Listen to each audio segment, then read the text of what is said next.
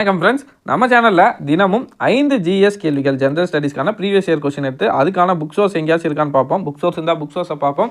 அப்படி book source இல்லைனா டீட்டெயில்டான எக்ஸ்ப்ளனேஷனோட அன்னைக்கான வீடியோவை பார்ப்போம். இன்றைக்கி 9வது நாள். இன்றைக்கான 5 கேள்விகளை டீட்டெயில்டான எக்ஸ்ப்ளனேஷனோட பார்க்கலாம் வாங்க. ஃபஸ்ட்டு கொஸ்டின் பாருங்கள். ஈவேரா பற்றி காலவரிசைப்படி பின்வரும் நிகழ்வுகளை ஒழுங்கமைக்கவும். எல்லாருக்கும் தெரிஞ்ச ஈவேரானா யார்? பெரியார். இங்கிலீஷில் arrange the following events in chronological order about EVR.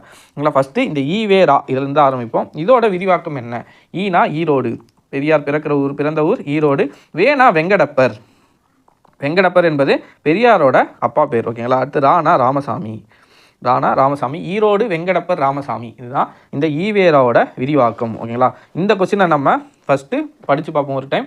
ஆனால் இந்த கேள்விக்கு நீங்கள் ஆன்சர் பண்ணோன்னா கொஞ்சமாச்சும் பெரியாரோட பேக்ரவுண்ட் நமக்கு தெரிஞ்சிடணும். ஃபஸ்ட்டு பாருங்கள், இவர் நீதி கட்சியின் தலைவரானார். நம்ம அரேஞ்ச் பண்ணோம் டைம் லைன் படி. ஓகேங்களா. எந்த வருஷம் முன்னாடி எந்த வருஷம் பின்னாடின்னு எது எப்போ நடந்துச்சோ அதை வச்சு அரேஞ்ச் பண்ணணும். இவர் நீதி கட்சியின் தலைவரானார். அவர் காங்கிரஸில் சேர்ந்தார்.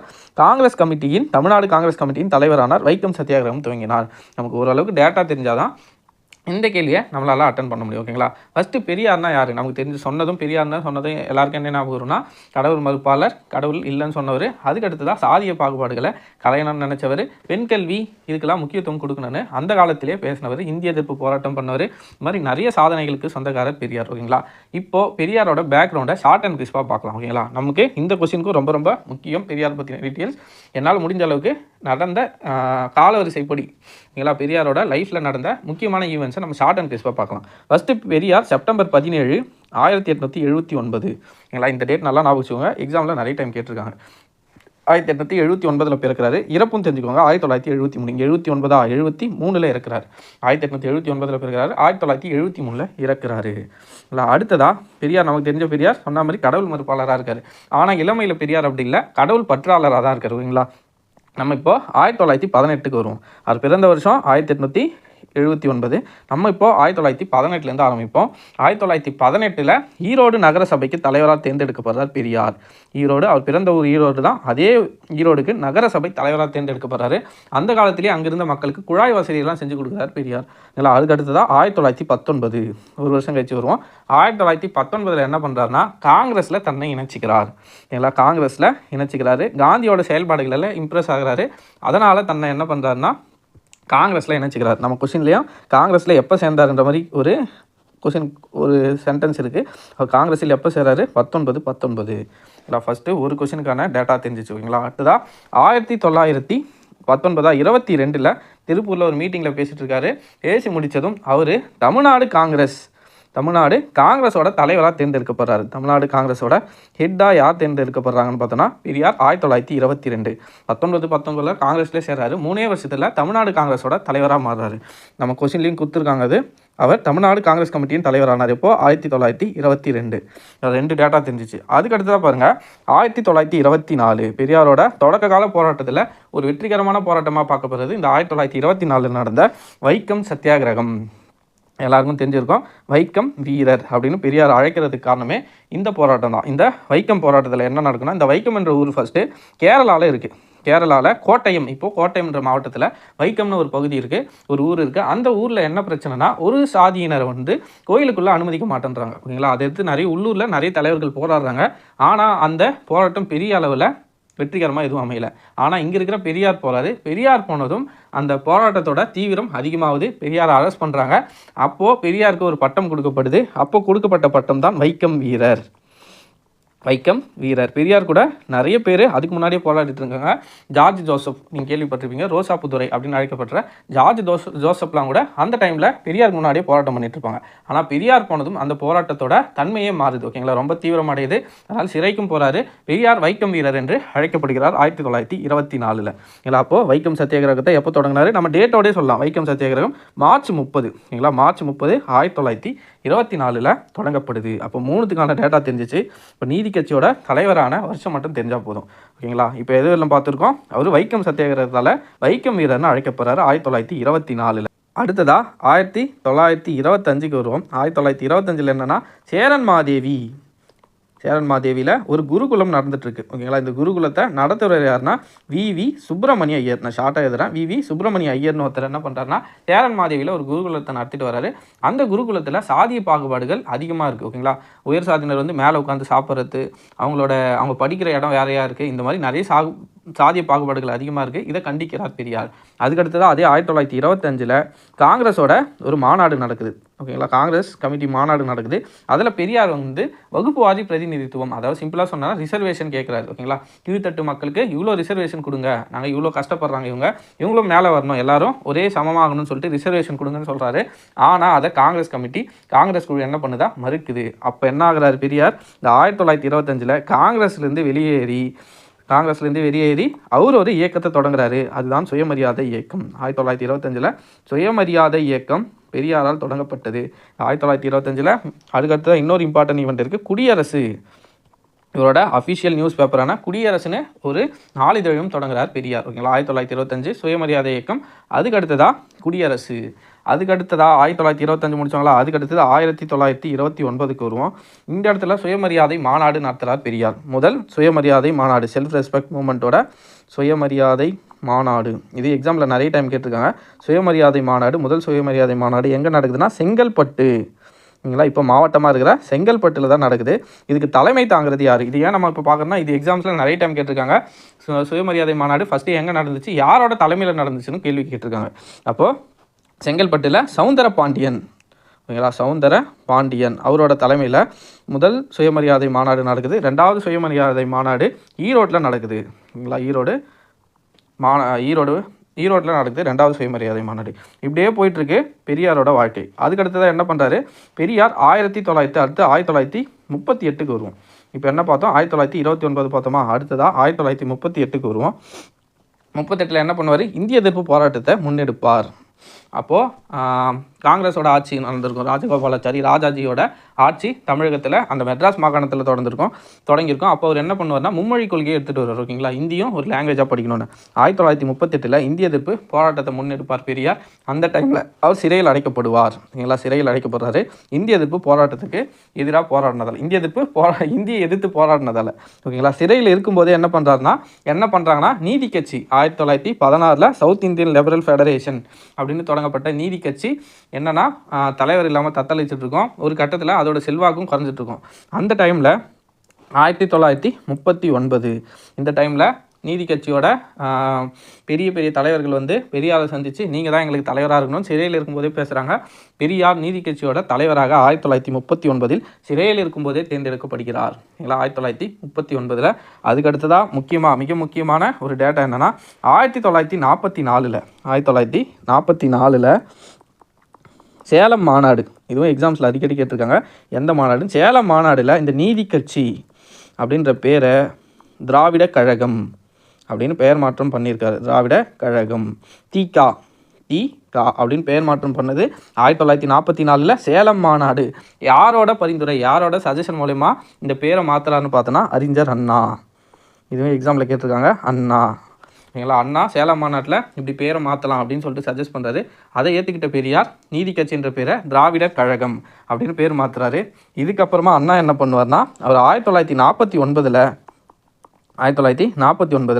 இந்த திராவிடர் கழகம் பேர் மாற்றினாங்களா, இதிலிருந்து அவர் பிரிஞ்சிடுவார். ஓகேங்களா, இவருக்கும் பெரியாருக்கும் சில கருத்து முரண்பாடுகளால் இவர் பிரிஞ்சிடுறாரு 1949. அதே 49 அண்ணா திமுக, அதாவது இப்போ இருக்க திராவிட முன்னேற்ற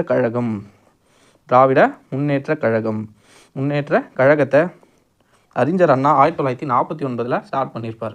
ஓகேங்களா, பெரியார் கூட இருந்த அண்ணா தான் 1949 தனி கட்சியாக திராவிட முன்னேற்ற கழகம். அவர் பெரியார் வச்சது திராவிட கழகம், அறிஞர் அண்ணா வச்சது திராவிட முன்னேற்ற கழகம். இப்படி தான் பெரியாரோட ஹிஸ்ட்ரி நீண்டுக்கிட்டே போகும். நமக்கு இப்போ என்ன கேட்டிருக்காங்க, ஒரே டேட்டா தான் நமக்கு தேவை. அவர் நீதி கட்சியின் தலைவர் எப்போ வராரு, 1939. குரோனாலஜிக்கல் ஆர்டராக அரேஞ்ச் பண்ணனா ஃபஸ்ட்டு எது வரும், காங்கிரஸில் எப்போ சேர்றாரு, 1919. அப்போது நம்ம அரேஞ்ச் பண்ணிடலாங்களா? இப்போது டீட்டெயில்ஸ் போதும்னு நினைக்கிறேன். இன்னும் கிளாஸ் எடுத்தால் இன்னும் நிறைய போயிட்டே இருக்கும். அதுக்கடுத்து வேறு எதுவும் சொல்லணும்னு முக்கியமான இன்னொரு டேட்டா 1938 ஒரு சென்னையில் ஒரு மாநாடு நடக்கும். ஓகேங்களா, பெரியாருக்கு எப்போ பெரியார்னு பட்டம் கொடுத்தாங்க, அவர் ஈவே ராமசாமின்னு தான் அழைக்கப்பட்டார். சென்னையில் ஒரு மாநாடு நடக்கும். ஓகேங்களா, இது அடிக்கடி எக்ஸாம்ஸில் கேட்டிருக்காங்க. 1938 ஓகேங்களா. யாருடைய தலைமையில் நடக்கும் அப்படின்னு கேட்டோன்னா நீலாம்பிகை அம்மையார், மறைமலை அடிகளாரோட மகள். ஓகேங்களா. நீலாம்பிகை அம்மையார் very very very very very important. நம்ம இவ்வளோ நேரம் பார்த்த டீட்டெயிலே இது ரொம்ப ரொம்ப ரொம்ப இம்பார்ட்டன்ட். நீலாம்பிகை அம்மையார் தலைமையில் ஒரு மீட்டிங் நடக்கும். அந்த மீட்டிங்கில் ஈவே ராமசாமி அவர்களுக்கு பெரியார் அப்படின்னு பட்டத்தை கொடுப்பாங்க. பட்டத்தை கொடுத்தது யாருன்னு பார்த்தோன்னா தர்மாம்பாள். இந்த கொஸ்டினில் இதுதான் ட்விஸ்ட்டு. தர்மாம்பாள். இந்த தர்மாம்பாள்ன்றவங்க இவங்களும் ஒரு சுதந்திர போராட்ட பெண்மணி தான். இவங்க என்ன பண்ணுறாங்கன்னா பெரியாருக்கு ராமசாமி ஈவே ராமசாமி அவர்களுக்கு பெரியார்னு பட்டத்தை கொடுத்தது தர்மாம்பாள். ஓகேங்களா. யாரோடைய தலைமையில் நடந்த மாநாடுன்னு பார்த்தோன்னா நீலாம்பிகை அம்மையார். எக்ஸாமில் கன்ஃபியூஸ் பண்ணி கொஸ்டின் கேட்டிருப்பாங்க நிறைய டைமு. இதுக்கான கிளியர் கட்டான எக்ஸ்ப்ளனேஷன் இதுதான். 38 சென்னையில் ஒரு மாநாடு நடக்குது. நீலாம்பிகை அம்மையார் தலைமையில் நடந்த மாநாட்டில் பெரியாருக்கு ராமசாமி ஈவே ராமசாமி அவர்களுக்கு பெரியார் என்ற பட்டத்தை வழங்கியது தர்மாம்பாள். ஓகேங்களா. Very very very very important data இது. ஓகேங்களா. அதுக்கு அடுத்ததாக இப்போ நம்ம ஆர்டர் அரேஞ்ச் பண்ணுறதுக்கு வந்துடுவோம். ஃபஸ்ட்டு பாருங்கள், இது வந்து அவர் காங்கிரஸ் கட்சியில் சேர்றாரு 1919. அது ஆல்ரெடி பார்த்துருமா. அப்போ 2 ஃபஸ்ட்டு. அடுத்ததாக காங்கிரஸ் கமிட்டி தலைவர் ஆகிறாரு 1922. அப்போ 2 3. அடுத்ததாக வைக்கம் சத்தியாகிரகம் 1924. ஓகேங்களா. 24. அப்போது இது 3வது. அடுத்ததாக நீதி கட்சியில் 1939 சேர்றாரு. அப்போ 2 3 4 1. இப்போ ஆப்ஷன் சி 2 3 4 1. இதுதான் இந்த கேள்விக்கான சரியான விடை. கொஞ்சம் டைம் அதிகமாகிடுச்சு. பட் உங்களுக்கு இந்த டேட்டா நான் சொன்ன டேட்டா எல்லாமே எக்ஸாம் பாயிண்ட் ஆஃப் வியூவில் ரொம்ப ரொம்ப ரொம்ப இம்பார்ட்டன்ட். ஓகேங்களா. அடுத்த கேள்விக்கு போவோம். இதுவும் arrange the following universities in chronological order. பின்வரும் பல்கலைக்கழகங்கள் அவை நிறுவப்பட்ட ஆண்டின் காலவரிசைப்படி ஒழுங்கமைக்கவும். பாருங்கள், நம்ம பார்த்தது என்ன நினைப்போம்னா மனோன்மணியம் சுந்தரனார் தான் பழைய ஆள். ஸோ அவரோட யூனிவர்சிட்டி தான் ஃபஸ்ட்டு ஸ்டார்ட் பண்ணாங்கன்னு நினைப்போம். பட் ஆன்சர் அது இல்லை. ஓகேங்களா. மனோன்மணியம், பாரதிதாசன், திருவள்ளுவர், பெரியார். ஃபஸ்ட்டு இதில் தொடங்கப்பட்ட யூனிவர்சிட்டி எதுனா ஃபஸ்ட்டு தொடங்கப்பட்டது 1857 மெட்ராஸ் யூனிவர்சிட்டி ஸ்டார்ட் பண்ணியிருப்பாங்க. ஓகேங்களா. மெட்ராஸ் யூனிவர்சிட்டி. அதுக்கு அடுத்ததாக நீதி கட்சி வந்திருக்கும் 1929 அண்ணாமலை யூனிவர்சிட்டி ஸ்டார்ட் பண்ணியிருப்பாங்க. ஓகேங்களா. நீதி கட்சியோட ஆட்சியில் அண்ணாமலை யூனிவர்சிட்டி. ஓகேங்களா. அடுத்தது நம்ம கொஸ்டினுக்கு வருவோம். இங்கே போய்ட்டோம். பாரதிதாசன் யூனிவர்சிட்டி அப்போனா 1982. பாரதிதாசன் யூனிவர்சிட்டி மட்டும் இல்லை, நல்லா ஞாபகம் வச்சுக்கோங்க. பாரதியார் யூனிவர்சிட்டியும் பாரதிதாசன் யூனிவர்சிட்டியும் 2 யூனிவர்சிட்டியும் 2 பல்கலைக்கழகங்களும் 1982 தான் ஸ்டார்ட் பண்ணப்பட்டுச்சு. பாரதிதாசனும் சரி பாரதியாரும் சரி 1982. அடுத்ததாக மனோன்மணியம் சுந்தரனார் பல்கலைக்கழகம். இது 1990 ஸ்டார்ட் பண்ணப்பட்டுச்சு. அடுத்ததாக பெரியார் பல்கலைக்கழகம். இது 1997. திருவள்ளுவர் பல்கலைக்கழகம் தான் கடைசி 2002. இந்த 2002 இன்னொரு பல்கலைக்கழகம் ஸ்டார்ட் பண்ணியிருப்பாங்க. Tamil Nadu open university. தமிழ்நாடு திறந்தவெளி பல்கலைக்கழகம். ஓகேங்களா. Tamil Nadu open university. அப்போ நம்ம அரேஞ்ச் பண்ணோன்னா ஃபஸ்ட்டு பாரதிதாசன் 1982. அப்போ 2. அடுத்ததாக என்ன வரும்னா 82 அடுத்து மனோன்மணியம். ஓகேங்களா. 90. அதுக்கு அடுத்ததாக பெரியார் 97. திருவள்ளுவர் கடைசி. அப்போ 2 1 4 3. அப்போது ஆப்ஷன் பி தான் இந்த கேள்விக்கான சரியான விடை. ஆப்ஷன் பி 2 1 4 3 என்பதே இந்த கேள்விக்கான சரியான விடை. அடுத்ததாக பாருங்கள், இது ஒரு ஸ்டேட்மெண்ட் கொஸ்டின். இன்றைக்கி எல்லாமே ஸ்டேட்மெண்ட் கொஸ்டினாக மாட்டிச்சு. கீழ்காணும் கூற்றுகளை கருத்தில் கொண்டு சரியான விடையை தேர்ந்தெடுக்க. Consider the following statement and identify the correct answer. The central CIC is eligible for reappointment but the state CIC is not eligible for reappointment. இந்த சிஐசினா என்னன்னு பார்த்தோன்னா சீஃப் இன்ஃபர்மேஷன் கமிஷனர். ஓகேங்களா. Chief information commissioner. ஓகேங்களா. இந்த சென்ட்ரல்லே இருக்காங்க, ஸ்டேட்லேயும் இருக்காங்க. ஓகேங்களா. First இந்த சிஐசினா யாருன்னு பார்ப்போம். ஃபஸ்ட்டு தமிழில் மத்திய தலைமை தகவல் ஆணையர். தலைமை தகவல் ஆணையர் மத்தியில் இருக்காங்க, மாநிலத்தில் இருக்காங்க. ஃபஸ்ட்டு இந்த தலைமை தகவல் ஆணையர் என்ற பதவியே நம்ம கான்ஸ்டியூஷனில் அரசியலமைப்பில் எங்கேயுமே குறிப்பிடல. இது ஆர்டிஐ ஆக்ட். ஓகேங்களா. RTI act 2005, right to information act 2005 படி தான் இந்த தலைமை தகவல் ஆணையர் என்ற பதவியை உருவாக்கப்படுது. இதுக்கு ரிட்டையர்மெண்ட் ஏஜ் பார்த்தோன்னா நம்ம கொஸ்டினில் கேட்டிருக்கிறது. நம்ம ஃபஸ்ட்டு கொஸ்டினை பார்த்துரும், அடுத்து ரிட்டையர்மெண்ட் பற்றிலாம் பார்ப்போம். ஃபஸ்ட்டு என்ன கேட்டிருக்காங்கன்னா மத்திய தலைமை தகவல் ஆணையர் மறுநியமனம் சாத்தியம், ஆனால் மாநில தலைமை தகவல் ஆணையர் மறுநியமனம் சாத்தியமல்ல. அப்போ மத்திய தலைமை ஆணையருக்கு மறுநியமனம் சாத்தியமா அல்லது மாநில தலைமை தகவல் ஆணையருக்கு மறுநியமனம் சாத்தியமா? இந்த டேட்டா நமக்கு தெரிஞ்சால் போதும். இதுக்கான ஆன்சரை ரொம்ப ஈஸியாக பண்ணிடலாம். ஃபஸ்ட்டு பாருங்கள், இது நம்ம ஆல்ரெடி சொன்ன மாதிரி கான்ஸ்டியூஷன் இல்லை, 2005 ஆர்டிஐ ஆக்ட் படி தான் கொண்டு வராங்க. இதுக்கான எலிஜிபிலிட்டி என்னன்னு பார்த்தோன்னா ரிட்டையர்மெண்ட் எலிஜிபிலிட்டி ஃபஸ்ட்டு அவங்களுக்கு 65 வயசாக இருக்கணும். 65 வயசு ஆனால் அவங்கள ரிட்டையர் பண்ணுறாங்க. ஓகேங்களா. 65 வயசில் ரிட்டையர் அல்லது 5 இயர்ஸ் டென்யூர். ஓகேங்களா. 5 வருஷம் அந்த பதவியில் இருக்கலாம். அப்படி இல்லைனா 65 வயசு வரலாம். 65 வயசுனா ரிட்டையர் பண்ணிவிடுவாங்க. என்னப்பா குழப்பமாக இருக்கே அப்படின்னு கேட்குறீங்களா? ஒன்றும் இல்லைங்க, சிம்பிளாக சொல்கிறேன். ஒருத்தர் 63 வயசு ஆகுது. அவர் வந்து தலைமை தகவல் ஆணையராக நியமிக்கிறாங்க. ஓகேங்களா, மத்தியில் ஓகேங்களா, சென்ட்ரல்னு வச்சுக்கோங்க. 63 வயசில் அவரை அந்த பதவிக்கு நியமிக்கிறாங்க. அவருக்கு 65 வயசு. இந்த போஸ்ட்டுக்கான எலிஜிபிலிட்டி 65 வயசு. ஓகேங்களா, ஃபஸ்ட்டு 65 வயசு வந்தது. ஆனால் அவர் 2 வருஷம் தான் பதவியில் இருக்கிறாரு. அதெல்லாம் கணக்கு இல்லை. ஆனால் 65 வயசு ஆகுதா அதை தான் பார்ப்பாங்க. அப்போ 65 வயசு ஆனதும் அவர் 2 வருஷமோ 1 வருஷமோ எத்தனை வருஷம்னா பதவியில் இருக்கட்டும், 64 வயசில் கூட அந்த போஸ்டிங்க்கு வரட்டும். பட் அவருக்கு 65 வயசு ஆனால் 1 வருஷத்தில் பதவியில் இருந்தாலும் சரி, 65 வயசு ஆனால் அவர் ரிட்டையர் பண்ணுறாங்க. ஓகேங்களா, இது அந்த கான்செப்ட். 5 வருஷம்னா ஒருத்தர் 50 வயசில் அந்த பதவிக்கு வர்றாருன்னா அவர் 55 வயசு வரலாம் அந்த பதவியில் நீடிக்கலாம். ஆக மொத்தத்தில் எது ஃபஸ்ட்டு வருதோ, இதில் 65 வயசு ஆனால் ஃபஸ்ட்டு ரிட்டையர் பண்ணிவிடுவாங்க. அப்படி இல்லைனா 5 வருஷம் அந்த பதவியில் இருக்கலாம். ஓகேங்களா, இவங்க மறு நியமனத்துக்கு 2 பேருமே மத்தியிலும் சரி மாநிலத்திலும் சரி மறு நியமனத்துக்கு இவங்க தகுதியானவர்கள் அல்ல. ஓகேங்களா, ரீஅப்பாயின்மெண்ட் பண்ண மாட்டாங்க.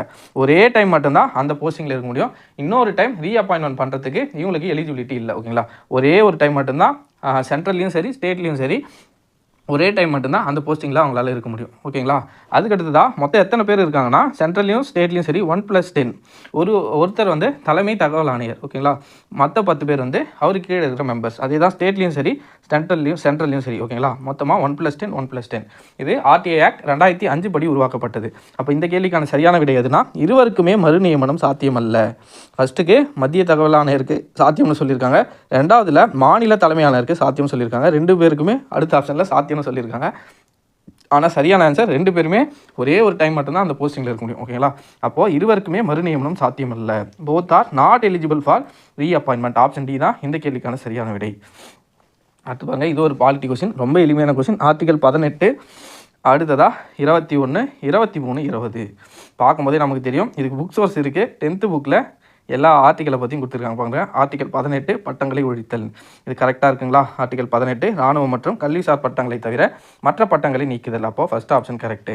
அதான் ஆர்டிகல் 21 உயிர் வாழ்தல் மற்றும் தனி மனித சுதந்திரத்திற்கான பாதுகாப்பு. ஆர்டிகல் 21 வாழ்க்கை மற்றும் தனிப்பட்ட சுதந்திரத்திற்கான பாதுகாப்பு பெரும் உரிமை. அப்போது ரெண்டாவதும் கரெக்டாக இருக்குது. அடுத்ததாக பாருங்கள், ஆர்டிகல் 23 என்ன சொல்லுதுன்னா, கட்டாய வேலை, கொத்தடிமை முறை, மனிதத்தன்மையற்ற வியாபாரத்தை தடுத்தல். ஆனால் கொஸ்டினில் என்ன கொடுத்துருக்காங்க பாருங்கள், கைது செய்யப்படுவதிலிருந்து பாதுகாப்பு. அப்போது இது தப்பு. அடுத்ததாக ஆர்டிகல் 20 சட்ட உறுப்பு 20 என்ன சொல்லுது, குற்றஞ்சாட்டப்பட்ட நபர்களுக்கான உரிமை, தண்டனைகளிலிருந்து பாதுகாப்பு பெறும் உரிமை. அப்போ இது சுதந்திரமாக நடமாடுவதற்கான உரிமைன்னு இருக்குது. அப்போ இதுவும் இல்லை. அப்போது ஃபஸ்ட்டு செகண்ட் மட்டும் தான் கரெக்டாக இருக்குது. கொஸ்டினில் தவறான இணை கேட்டிருக்காங்க. கொஸ்டினை நல்லா கவனிக்கணும். அப்போ தவறான இணை 3 மற்றும் 4. ஆப்ஷன் ஏ 3 மற்றும் 4 என்பது தவறான விடை. ஓகேங்களா, தவறான இணை சரியான விடை. அடுத்து இதுவும் ரொம்ப எளிமையான ஒரு கேள்வி. Match the following. பிராமணர் அல்லாதோர் இயக்கம் என்ன வரும்? ஜோதிராவ் பூலே. அடுத்து சுயமரியாதை இயக்கம் இப்போ தான் பார்த்தோம், ஈவே ராமசாமி. அடுத்ததா இது சுத்தி இயக்கம். எப்படி கொடுத்துருக்காங்க பாருங்கள் டிரான்ஸ்லேஷனில். இங்கிலீஷில் கரெக்டாக கொடுத்துருக்காங்க. இங்கே பாருங்கள், சுத்தி இயக்கம் யாருன்னா ஆரிய சமாஜத்தை நிறுவன தயானந்த சரஸ்வதி. இந்த சுத்தி இயக்கம் எதுக்காகனா, வேறு மதத்திற்கு கன்வெர்ட் ஆனவங்கள திரும்ப இந்து மதத்துக்கு கன்வெர்ட் ஆக தொடங்கப்பட்ட இயக்கம் தான் இந்த சுத்தி இயக்கம். ஓகேங்களா, சுயமரியாதை இயக்கம் பற்றி தெரியும். பிராமணலாதோர் இயக்கமும் இதுவும் பிராமணருக்கு எதிராக பூனேயில் தொடங்கப்பட்ட இயக்கம். அடுத்ததாக சத்யசோதக் சமாஜ் இயக்கம் சாகு மகராஜ். ஓகேங்களா, அப்போ ஆன்சர் ஸ்ட்ரெயிட்டாகவே இருக்குது. 1, 2, 3, 4 ஆப்ஷன் டி 1, 2, 3, 4 என்பதே சரியான விடை. அவ்வளோதான் ஃப்ரெண்ட்ஸ், இன்றைக்கான 5 கொஸ்டின் இதுதான். கொஞ்சம் பெருசாக போயிடுச்சு வீடியோ, பட் உங்களுக்கு யூஸ்ஃபுல்லாக இருக்குன்னு நினைக்கிறேன். டீட்டெயிலாக பெரியாரை பற்றி பார்த்தோம், எலெக்ஷன் கமிஷனரை பற்றி பார்த்தோம், யூனிவர்சிட்டியை பற்றி பார்த்தோம். 3 கொஸ்டினை நல்லா ப்ரீஃபாகவே பார்த்தோம். நாளைக்கு இதே மாதிரி இன்னொரு வீடியோவில் சந்திப்போம். நன்றி.